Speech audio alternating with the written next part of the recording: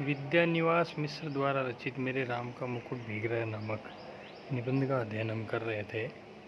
इसमें शुरुआत में आपने देखा कि मिश्र कह रहे हैं कि कई बार हम एक सामान्य सी बात होती है उसकी बहुत ज़्यादा चिंता कर लेते हैं और कई बार बहुत ज़्यादा चिंतनीय जो विषय होता है उसको हम हल्के में ले लेते हैं और कई बार ऐसे ही हम कल्पना करके अनावश्यक तनाव ले लेते हैं।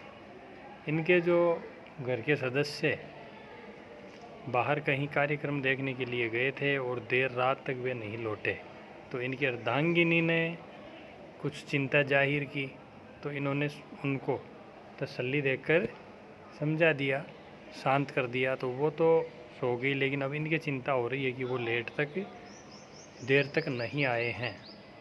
बचपन में दादी नानी जाते पर वह गीत गाती, मेरे घर से बाहर जाने पर, विदेश में रहने पर वे यही गीत विफल होकर गाती और लौटने पर कहती, मेरे लाल को कैसा वनवास मिला था।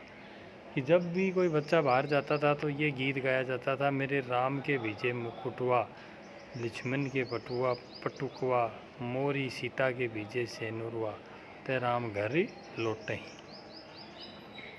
जब मुझे दादी नानी की इस आकुलता पर हंसी भी आती, गीत का स्वर बड़ा मीठा लगता, हाँ तब उसका दर्द नहीं छूता, पर इस प्रतीक्षा में एकाएक उसका दर्द उस ढलती रात में उभर आया और सोचने लगा,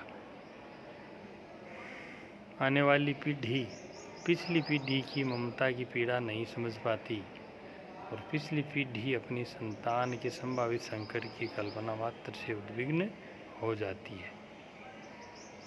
तो ये बहुत बड़ी बात कही कि ये जो आने वाली पीढ़ी है ये अपने माता पिता की जो पीड़ा है, जो कष्ट है, जो ममत्व का भाव है, उसकी पीड़ा को नहीं समझ पाते हैं। इसीलिए हम देखते हैं कि जो बच्चे हैं वो समय पर घर नहीं लौटते और माता पिता बहुत चिंतित होते हैं और उन बच्चों की कोई बहुत ज़्यादा परवाह नहीं होती।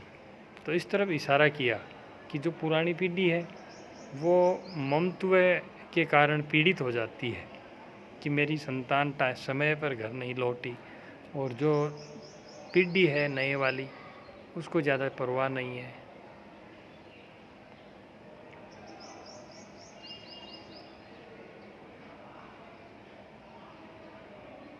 मेरे लाल को कैसा वनवास मिला था।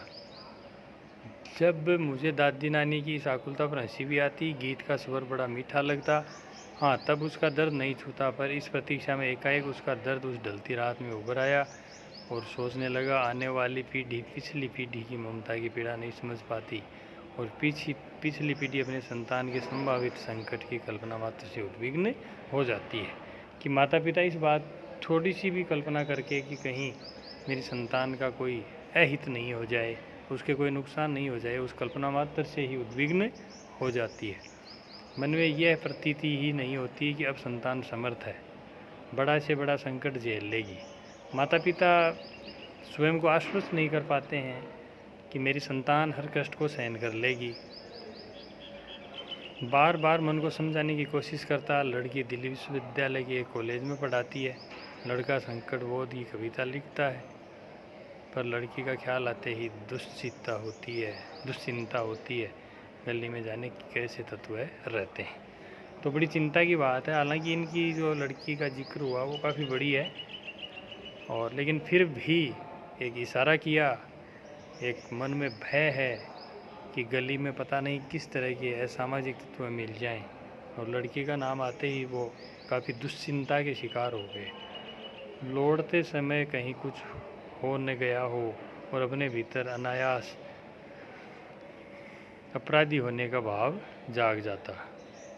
मुझे रोकना चाहिए था या कोई व्यवस्था करनी चाहिए थी। मन ही मन सोचा कि मुझे उन दोनों को जाने ही नहीं देना चाहिए था, कोई अन्य व्यवस्था उनके लिए करता तो ज़्यादा अच्छा होता। काफ़ी चिंतित हैं। एक पिता की पीड़ा आप इसको कह सकते हैं कि संतान रात में कहीं कार्यक्रम देखने गई है और समय पर दोनों नहीं लौटे, तो पिता ने माता को तो समझाकर शांत कर दिया, लेकिन स्वयं तरह तरह की चिंताओं से घिरे हुए हैं और काफ़ी अपराध बोध सा स्वयं को महसूस हो रहा है कि मुझे या तो उनके साथ जाता या कोई और व्यवस्था करता या उनको मैं रोक लेता तो ज़्यादा अच्छा होता। पराई लड़की, और लड़की तो हर एक पराई होती है, धोबी की मुठरी की तरह घाट पर खुले आकाश में कितने दिन फहराएंगी। अंत में उसे गृहिणी बनने जाना ही है। घर आई कहीं कुछ हो न जाए। अर्थात लड़की का विवाह होता है इसलिए वो पराई हो जाती है।